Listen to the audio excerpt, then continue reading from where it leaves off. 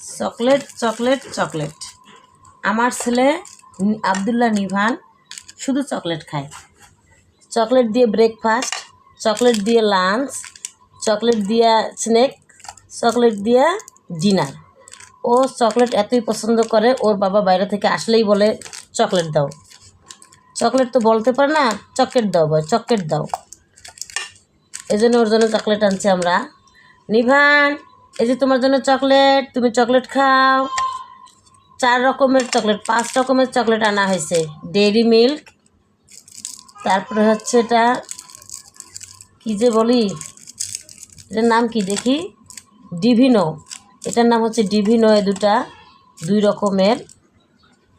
এটা কোন ধরনের চকলেট? এই চকলেট তো আমি খাই নাই, আমার বাপে আমারে খাওয়াই নাই।